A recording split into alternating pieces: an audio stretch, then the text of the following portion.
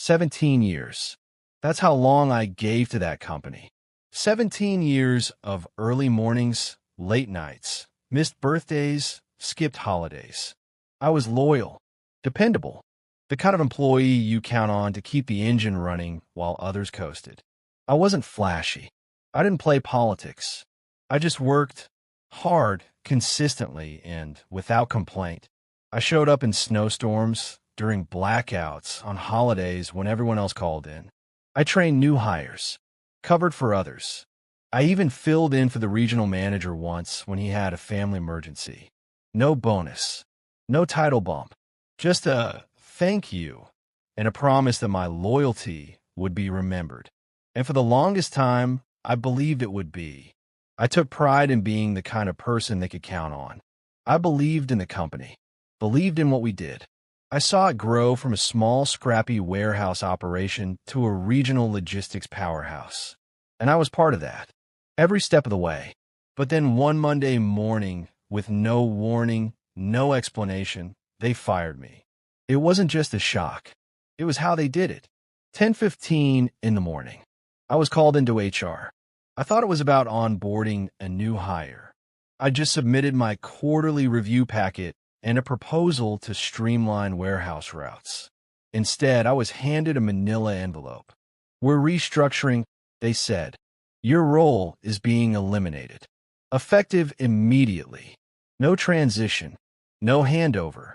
No conversation. Just a cardboard box and a 10-minute window to clear out my desk. I looked at the HR rep, a woman half my age who barely knew my name. I've been here 17 years, I said. She nodded. We appreciate your service. I asked to speak to my manager. He wasn't available. I asked for a reason. Company direction, she said vaguely. I sat there, stunned, numb. I remember standing up slowly, taking one last look at the office I had practically lived in for over a decade and a half. My family photos, my desk mug, the calendar I hadn't flipped since last quarter. Then I packed it all into a box, walked past co-workers who suddenly couldn't meet my eyes, and stepped into the elevator. And just like that, it was over. But what they didn't know was that I'd been watching, listening, learning, and I had something they didn't. A secret I never thought I'd use. Until the moment they tried to throw me away like yesterday's coffee. This isn't just a story about betrayal. It's a story about resilience. About what happens when the most underestimated person in the room finally decides they're done playing nice. You see, it's easy to ignore the quiet ones. The ones who never brag, never complain. It's easy to forget we're even there until we're not. But make no mistake, we see everything. And some of us remember more than you realize. That day, walking to my car, I didn't cry. I didn't shout. I didn't even call anyone. I just sat in the driver's seat and stared at the dashboard. 17 years. Gone. I drove home in silence, numbness washing over me like cold rain. The hum of the highway felt surreal, like I was watching my life from distance. I walked into my apartment and set the box on the kitchen table. Sat in the same chair I always did when I got home from work. The chair that had waited for me every night. Except this time, there was no work to go back to. I turned my phone off. Didn't want to see texts or emails. I didn't even want to hear Daniel, my neighbor across the hall, asking me how my day was. I just sat there and thought. And somewhere in the middle of that silence, something clicked. Not rage, not sadness, something colder, sharper. They thought I was just some relic, an old part in a machine they no longer needed. But what they didn't realize was I had built that machine, brick by brick, line by line.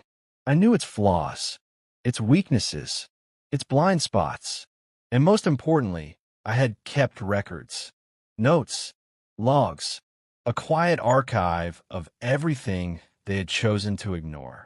So no, this wasn't over. They thought they could erase me, but they had no idea. I was just getting started. My name's Alex Carter, and for 17 years, I was the backbone of a mid-sized logistics company called Holton and Branch. It wasn't glamorous work. We weren't saving lives, or launching rockets. But we were moving things, essential things. And I was proud of that. I started there at 25, fresh out of community college, still wearing my ambition like a freshly pressed shirt. I didn't come in with degrees from fancy schools or high-power connections. I came in with work ethic, hunger, and a willingness to learn. And I did learn. Fast. Within the first year, I knew our inventory systems better than most of the supervisors. Within 3, I was overseeing warehouse transitions and solving logistical nightmares no one else wanted to touch. I wasn't a genius. I just cared. I stayed late, came in early, studied our routes and our bottlenecks like a coach watching game tape. The company was small then, barely 30 employees. We worked out an old, drafty building with a coffee maker that screamed like a banshee every morning. But it felt like something we were building together. A team, a purpose. And for a while, that feeling was real. The leadership knew us by name. They brought us donuts on Fridays. They asked about our kids, our dogs, our dreams. But that changed, slowly at first. 3 years ago, the company was bought out by a larger conglomerate, the kind that doesn't know your name, just your salary. Suddenly, we had a new logo, new executives, a new vision statement printed on glossy posters in the break room. And with that came new rules, new hierarchies, layers of management with titles like efficiency strategist and workflow innovator, people who couldn't tell a loading dock from a lunchroom. They started talking about metrics and KPIs, about streamlining the workforce. We were no longer a team. We were assets, numbers. Still, I tried to adapt. I mentored new hires who were barely out of college, showed them how to read old system codes, how to fix input errors that could wreck a week's worth of shipments. I kept my head down, stayed out of politics. I thought hard work would be enough, but the writing was on the wall. I remember when they moved our team to a new scheduling platform. They handed out instructions, but no training. Deadlines started slipping. Orders got crossed. Customers complained. So I built a workaround on my own time, something that interfaced with both the old and new systems to smooth out the process. When I showed it to my supervisor, she said it was clever, but not officially sanctioned. A month later, they implemented it. Renamed, of course. No credit, no mention of me. That was the moment I realized I was useful but invisible. My name didn't appear on announcements anymore. I wasn't invited to leadership meetings like I used to be. But when something broke, I was still the one they called. And I answered, every time, because I still cared. About the work, about the people who depended on it. Then came the budget cuts. They didn't say it outright, but we all saw it. Layoffs, silent firings, empty desks appearing like ghosts.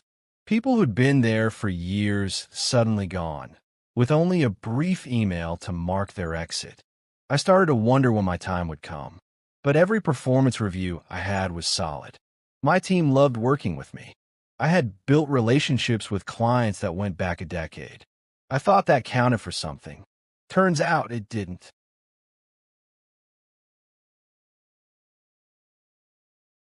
Not in the world of cold metrics and bottom lines. And so, I kept showing up, kept working harder, kept believing that if I was just valuable enough, I'd be safe. But safe is a myth in a system that sees you as a cost. And I was about to learn that the hard way. That first week after I was fired, it was like waking up from a dream I didn't know I was having. Every morning, I still woke up at 6:30.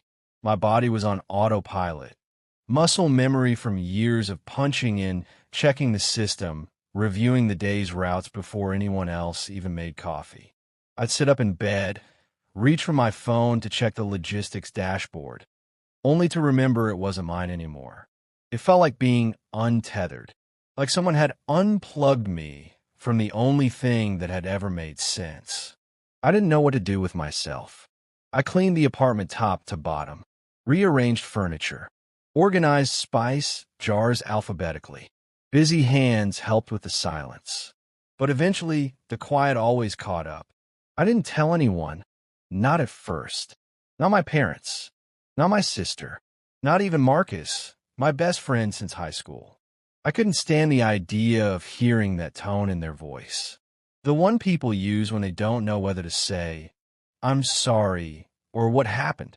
I couldn't answer either, because I didn't know. There hadn't been any write-ups, no conversations. My last review had been glowing. My team was performing. Our delivery numbers were up.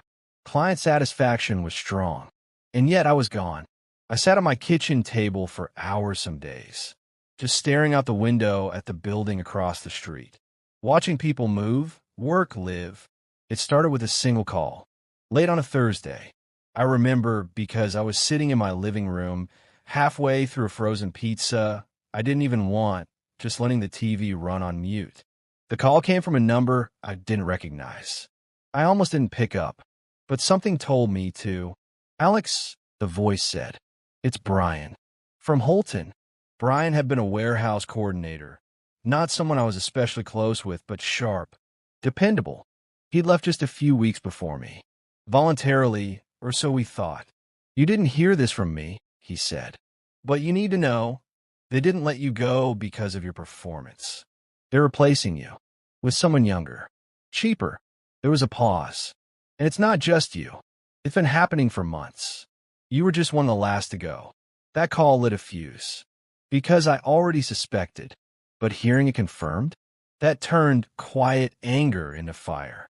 What they didn't know, what they couldn't have known, was that I had a copy of everything. You see, during the merger, I'd been tasked with helping migrate our data to the new system. Everything, client logs, delivery metrics, internal memos. I was the only one who understood how our original structure worked. I had written most of the backend scripts myself, and I didn't trust the new system. Not entirely. So I made backups. Encrypted. Clean. Just in case we ever had a catastrophic failure. It wasn't meant to be insurance. It was meant to be protection. But now it was a lifeline. I pulled out an old external hard drive I hadn't touched in over a year, plugged it into my laptop, watched as file after file blink to life. There it was. Employee performance reports, quarterly revenue spreadsheets, internal communication chains. The first draft of the transition plan that included restructure recommendations I was never supposed to see, and it all told the same story. They weren't just cutting costs. They were gutting culture, removing anyone with institutional knowledge, silencing dissent by eliminating the people who asked too many questions. I had the evidence. The real question was, what was I going to do with it? That night, I didn't sleep. I just sat there, staring at the screen, thinking. Part of me wanted to go nuclear, publish everything, blow it all up. But that wasn't me. I wanted justice, not chaos. So I started making calls. First to clients, people I'd worked with for years, people who had trusted me with their accounts, their shipments, their bottom lines. I didn't tell them everything, just enough to raise eyebrows. "Have you noticed delays lately?" I'd ask. "Did the new rep mention the changes to your pricing tier?" One by one, they started to listen. Then I compiled a report, a clean, data-backed, side-by-side comparison. Our team's performance before the restructuring, the decline in efficiency since, missed targets, late deliveries, complaints filed. I labeled it internal audit, unofficial review. Then I posted it anonymously to a closed industry forum, one that I knew Holton's HR team and even some of their clients monitored. I didn't accuse anyone. I just showed them the numbers. And then I waited. The post spread like wildfire. I got a message from a former vendor the next day.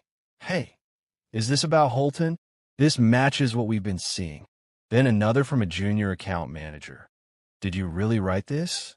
You have no idea how many of us were wondering what was going on.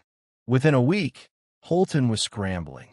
Calls to clients, meetings, clarification emails, damage control, because the numbers didn't lie. And now the people who mattered were asking questions. All because I had the one thing they didn't expect. Receipts. Truth.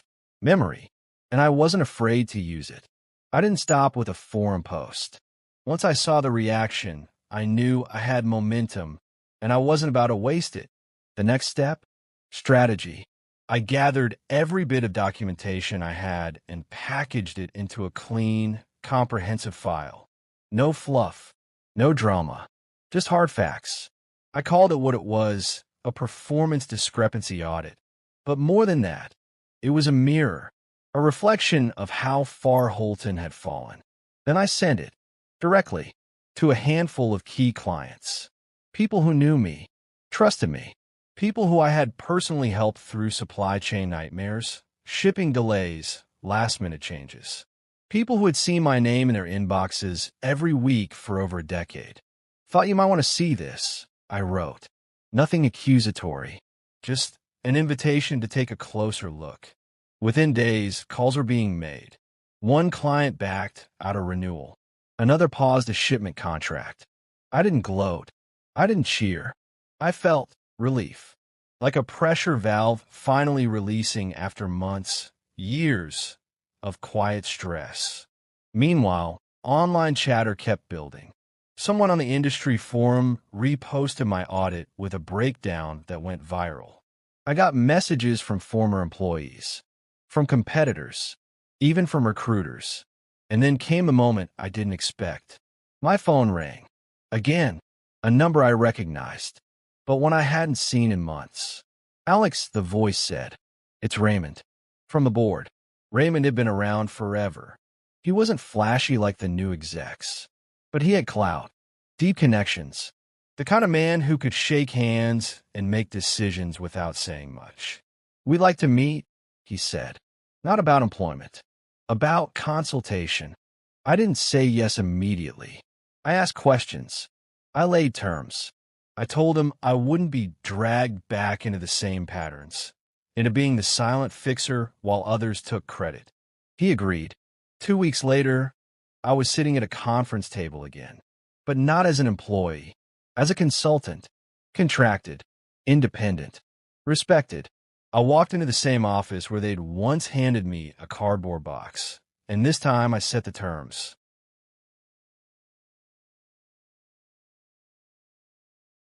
I started rebuilding what they tried to erase, not to save them, but to save the parts of the company that still mattered. The good people, the clients, the integrity, and I was paid well, better than I'd ever been. Ironically, it was only when they tried to erase me that they finally recognized my worth. Funny how that works. But I never forgot what they did, and I never let them forget who really kept their house from burning down. Sometimes power isn't about titles. Sometimes it's about the truth you carry and the courage to use it. And now, I had both. It's strange how quickly things can shift once the balance of power changes. One day, I was disposable. The next, I was indispensable. But that shift didn't come from anger or revenge. It came from truth. Quiet, steady truth backed by receipts, reason, and relationships they had taken for granted. When I stepped back into the building, as a consultant, not an employee, it was surreal. Familiar hallways, familiar faces. But something in the air had changed. This time, people looked at me differently. Not as the guy who'd been fired, but as the one who came back with more influence than he ever had before. Raymond personally introduced me to the new leadership team. I could see it in their eyes, curiosity, caution, maybe even a little discomfort. And that was fine. I wasn't there to be liked. I was there to fix what they broke. The first thing I did, I brought back the people who mattered. Former employees who had quietly left or were pushed out during the restructuring. The ones who actually knew the systems, the workflows, the culture. We didn't rebuild it like it was before. We rebuilt it better.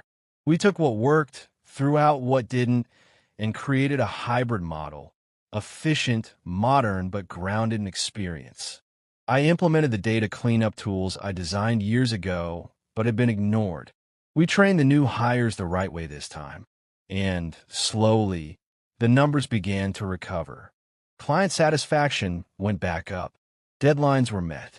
Complaints dropped, and quietly, without saying a word, the company began to rely on me more than they ever had. But I never let them forget the cost of their mist. I used to think that hard work was enough. That if you kept your head down, stayed loyal, did more than what was asked, someone would notice. Someone would reward that. But I learned the hard way, that's not always how the world works. Sometimes, people don't value what you bring until you leave. Sometimes, they only understand your worth when they're forced to look at the empty space you leave behind. Getting fired, it gutted me. Not because I needed the job, but because I thought I mattered more. Because I thought 17 years meant something. And in a way it did. Just not to the people I thought it would. But it mattered to me. And that's what changed everything. See, when they pushed me out, I had two choices. I could let that moment define me, or I could define what came next. I chose the latter. And what I realized through this journey is that resilience isn't just about bouncing back. It's about rebuilding with purpose. It's about owning your experience, your skills, your scars, your history, and deciding where they take you next. I didn't go back to prove them wrong. I went back to prove to myself that I had always been right, that I had value, that I didn't need a title or a nameplate to validate what I knew deep down, that I was worth more than a box and a cold goodbye. So if you're watching this and you've ever felt discarded, unseen, unappreciated, let me tell you this. You're not your job. You're not your paycheck. You are not defined by what someone else failed to recognize in you. Sometimes, the moment that breaks you is the one that finally sets you free. Free to choose. Free to rebuild. Free to rise. I didn't just get my power back. I learned how to use it.